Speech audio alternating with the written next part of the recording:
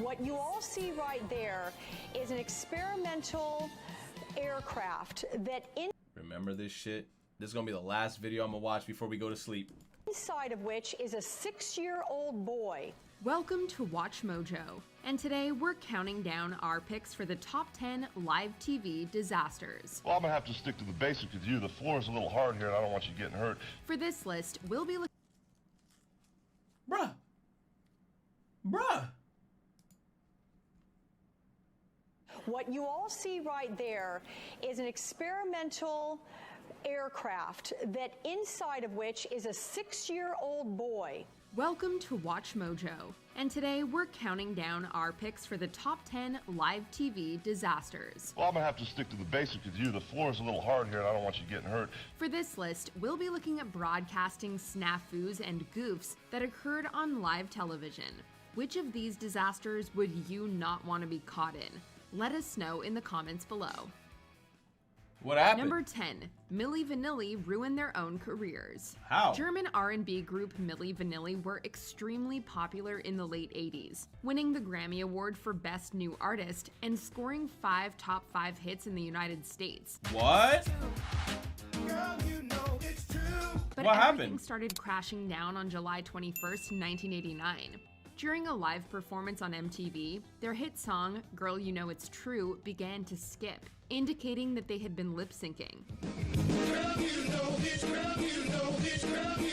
I wanted to die. Furthermore, a man named Charles Shaw came forward and declared that he'd sung on their debut album, not the credited Fab Morvan and Rob Pilatus. This accusation, plus the disastrous live TV performance, eventually culminated in the truth. Morvan and Pilatus were imposters. The two performers involved, Rob Pilatus and Fab Morvan, released a statement claiming they were actually prevented from singing by their own producer. They were fired by music producer Frank Farian, and Milli Vanilli How y'all fuck up? You know what? I can't even lie, bro. This is technology back in the day. You can imagine them CDs. If they had a piece of dust on that bitch, they just start skipping. Damn, dude. Y'all fumbled the bag. Y'all could have been legendary today if that damn audio didn't skip. Sheesh, that's just unfortunate, honestly. Unfortunate.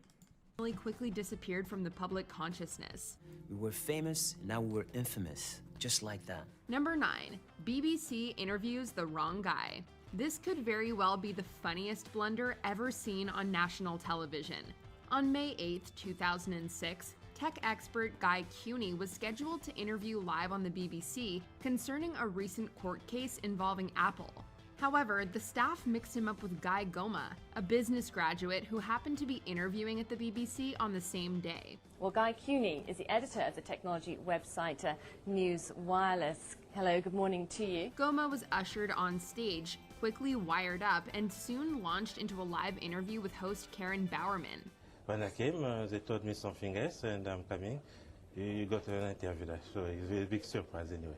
A big surprise. Exactly. Yes, yeah. Goma tried his best to answer the questions, but it was very obvious that something was off, especially considering the shocked reaction that Goma conveys at the beginning of the interview. And the worst part of it all, he wasn't even hired. This does really seem to be the way the music industry is progressing now. That people. What the fuck? Bruh. I would have been on my devilish and Nathan shit. I would have been like, sir, People want to go onto the website and download music. Exactly. You can go everywhere. Number 8. The Balloon Boy hoax. Live TV is fascinating. You can follow a national news story in real time, and you can also watch it deflate in an instant. On October 15, 2009, the country watched enraptured as a gas balloon floated through the air with a 6-year-old boy supposedly trapped inside. What you all see right there is an experimental aircraft that inside of which is a 6-year-old boy. However, the boy was later found in the attic of his home, prompting allegations of a hoax. This was seemingly confirmed during a live interview with Wolf Blitzer when the boy... Isn't that when the boy throws up and he's like, and then the dad's face is like, yo, that was the most awkward shit ever. said his family, quote, did this for the show. We did this for the show. Yeah. No. A law enforcement affidavit later Damn. concluded that the parents had planned the hoax in an attempt to drum up interest for future media interests. The Heen family continues to deny that it was a hoax. It was never a hoax. Not once, not ever. Number 7. Steve Harvey's famous bungle. Steve Harvey may be a consummate professional, but he will always be remembered for a simple bungle. Yes. Yes, yo. Wasn't that in a Kanye West song? Did he forget the names just like Steve Harvey? Bro, imagine telling somebody they won. They get excited. They have like a sigh of relief and they're like, oh my God. And then you're like, yo, my bad. It was actually her. Yo, I'm sorry about that. Bro, I would sue. I would sue because for like emotional damage, honestly. At the conclusion of Miss Universe. You said unblock Cammy? What you mean? She unblocked. She already unblocked. Okay, I pull up, hop out at the after party. You and all your friends, yeah, they love to get naughty. Sipping on that heat, I know you love that Bacardi. 1942, I take you Back in the Rari. You said proof? Unblock my homie Kami, bro. Kami? Who the fuck is Kami? I don't know who that is. 1942, I said you back in the Rari. Bro, this celebration set is gonna be the biggest bitch next to the fucking Shining Fate set.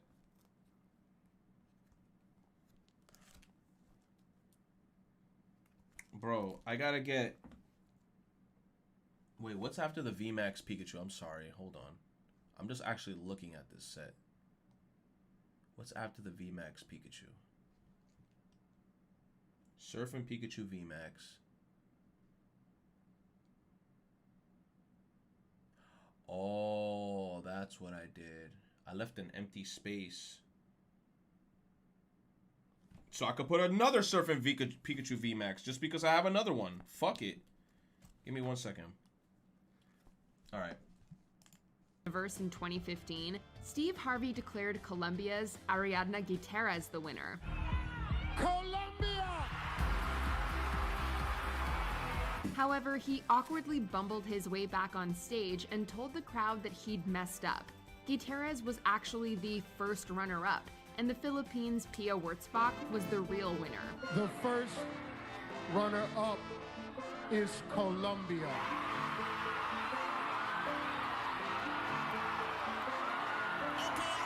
Harvey had gotten confused while reading the results, as first was located.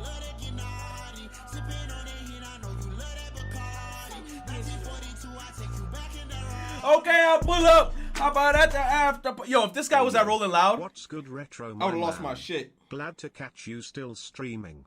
Hope I'm not too late. You're a little late. You're a little late. Not too late, but you're a little late. All right, now I got my Surfing Pikachus next to each other. So now, bam, I got two of these fat fucks. Nothing wrong against fat Pikachus because I actually like Pikachu when he's fat anyway.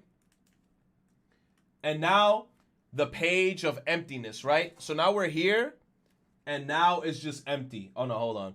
Yo, I'm kind of glad, real talk, that I got this dumbass Professor Oak down here. This bitch, I'm glad that we got him, right? Press 1 in the chat if you wish to see me mod Lamau. Press if you not only want to see me mod, but also wash Retro's disease-riddled hands on site. Damn. This is the page of emptiness. Bro, we're supposed... Okay, Cleffa's here.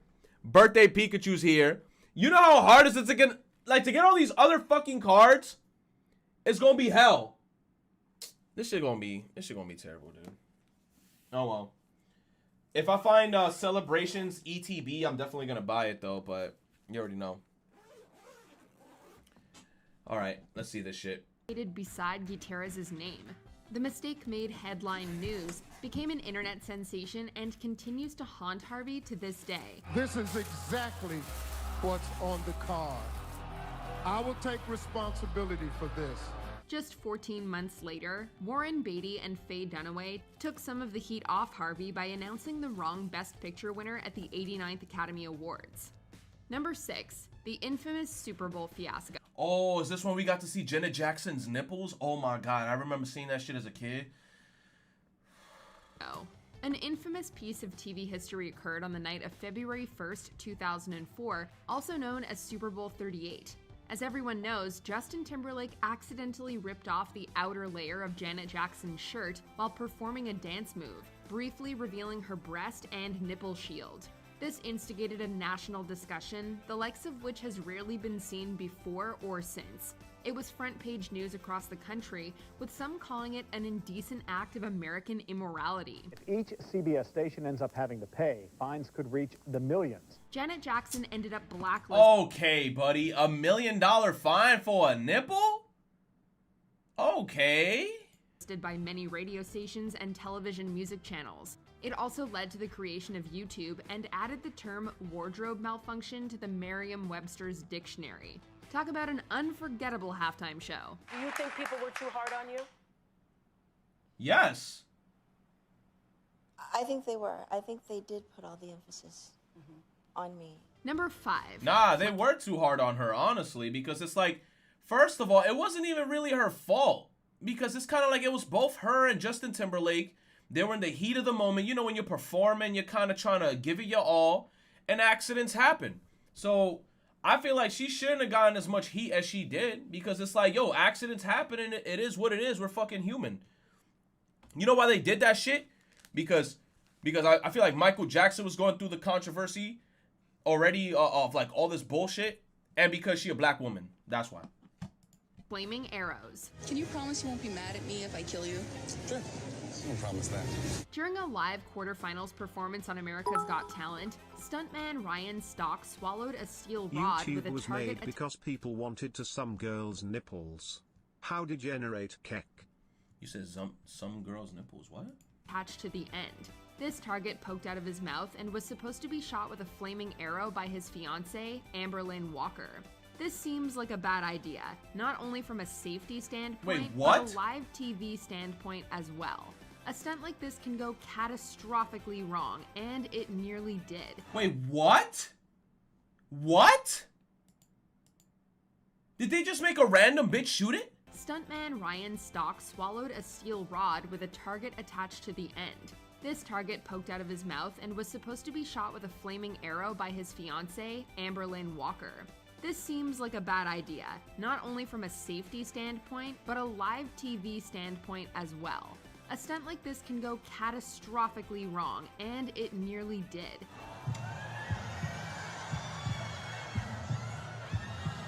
The flaming arrow ended up pegging Stock in the throat, causing him to grimace in pain and quickly pat away any potential flames. The judges and audience watched the stage in silent worry before host Nick Cannon assured everyone that Stock was okay. Number 4. Anthea Turner's terrible accident. Back in the late 80s, TV presenter Anthea Turner was hosting a live children's program called Up to You. Turner was on location reporting on a pageant conducted by the British Armed Forces. And Anthea, well, she's got the roving eye down at the Royal Tournament in Earls Court. A motorcycle stunt was planned for Turner's story, but miscommunication resulted in a horrible accident. As Turner was sitting on the back of a truck, the pyrotechnics exploded in her face and set her on fire. The person who was cueing the motorbike mistook my cue to speak as the cue to ask the motorbike to fly out of the back of the van, and of course I'm still sitting on the tailgate. Families watching from home were understandably shocked and frightened, as they did not know the extent of Turner's injuries. She ended up suffering numerous burns and temporary hearing loss, and she successfully sued the BBC. Oh, hell! A few minutes ago, you might have just seen. Hell yeah! Get that bag. I would have super sued. Yo, I'm a professional actor, bro. I would have made sure foam came out my mouth and everything, bro. Give me my money. Get the fuck out of here. Like, I'm still there. You gonna run a motorcycle on this bitch? Like, hello? Something a bit dangerous happened to Anthea. Just here to say she's okay. She's just gone to first aid and she's gonna have. Yo, man, she got that crazy curly hair. God damn, bro. And she got that accent. She better stop. She probably a grandma nowadays. She probably like this right now. With no fucking teeth and shit, but she's still a baddie. A nice hot cup of tea because she's got some shock. Number 3, the World Series earthquake. The 1989 World Series is perhaps the most famous of the modern era. Not because of the games, but because of what happened before one. Shortly after the pre-game ceremony began for Game 3, the Loma Prieta earthquake struck San Francisco's Candlestick Park, interrupting the video feed and distracting sportscasters Tim McCarver and Al Michaels. I'll tell you what, we're having an Viewers at home were met with loud static, a technical difficulties graphic, and the creepy sound of screaming fans. Luckily, no one within the stadium was injured, despite its extensive— Okay, miss. Okay. Yo, bitch, nothing happened. Relax. shaking. In fact, the game is credited with saving lives, as people usually on the roads were either at the game or watching from their homes. It took a while for it to settle in before everybody really realized what had taken place. Number 2, Richard Belzer is choked out. Back in the mid-80s, actor Richard Belzer hosted a cable talk show called Hot Properties. To promote the first WrestleMania, Belzer hosted the event's marquee stars, Hulk Hogan and Mr. T. Belzer asked Hogan to demonstrate a wrestling move, so Hogan put him in a chinlock. However, Hogan took the bit a little too far and ended up knocking Belzer unconscious. You just tell me, brother, when you want him to quit squealing, okay? All right. He then dropped the limp Belzer to the ground, causing his head to hit the floor. Belzer played it off after waking up, but it was obvious that he'd been hurt. All right, brother. And now, we'll be right back after this word from you-know-who. Belzer required 9 stitches on his head and later sued Hogan for an undisclosed amount. Hell yeah! Get that bag! Why would you do like a legit move? That's like John Cena saying, I'm gonna teach you, or The Rock, I'm gonna hit you with the rock bottom, but for real though, like you gonna get hit with this rock bottom. Like, come on, dude. He's a news anchor. Like, you should have gone softer on him. Fucking bugging out.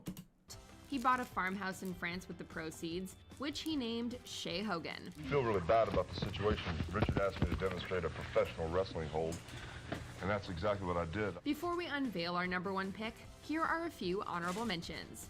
Kanye West. Yes, he says display a professional wrestling hold, not fucking kill me, my guy. Display. Just display it. Show me it, but don't actually fully commit to the move where I'm gonna fucking die. Oh, this Kanye West shit is legendary, bro. It's so fucked up because I felt so bad for Taylor Swift because she looks so sad. But my man said, I'm gonna let you finish.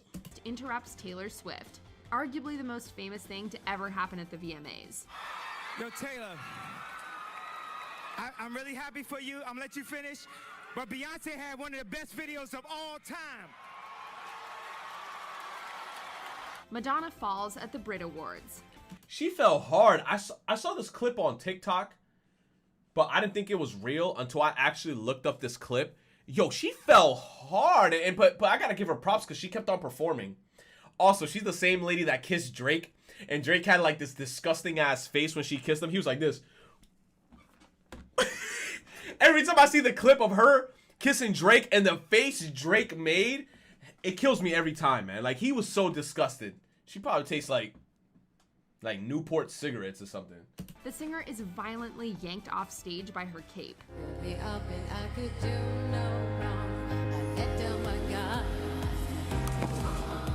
Gemma Collins falls. Collins falls through the stage after announcing a winner.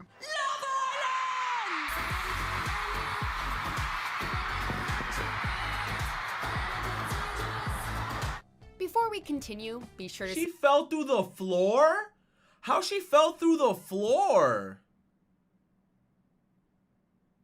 Wait, how did she fall through the floor though? But Beyonce a winner.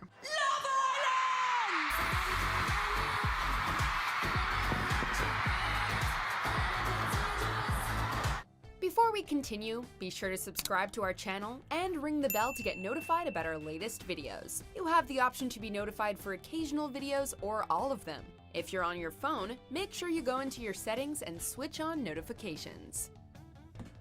Number 1. The Gary Stolman Incident. Back in August of 1988, a man named Gary Stolman strolled onto the set of KNBC and held TV presenter David Horowitz hostage. Stolman held a gun to Horowitz's back and ordered him to read a rambling manifesto filled with conspiracy theory gibberish. Pardon me? What is this? Viewers at home only witnessed the initial attack, as the feed was intentionally cut shortly afterwards. Horowitz then obliged the gunman, who was not aware that he'd been taken off the air. Stolman's statement was a bizarre tale of space creatures and the CIA. The manifesto ended with the revelation that Stolman was actually holding an unloaded BB gun, and he placed it on the... Nah, man, what that paper say? Nah. If he went to this extent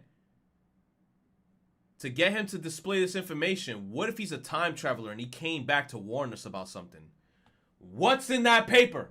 Desk beside Horowitz. Stolman was promptly arrested and later pleaded guilty to the misdemeanor of false imprisonment, resulting in 3 years probation. Burbank police wrestled a man to the floor. He has been identified as Gary Stolman, and he said he never intended to harm anyone. Do you agree with our picks? Check out this other recent clip from WatchMojo, and be sure to subscribe and ring the bell to be notified about our latest videos. Bro.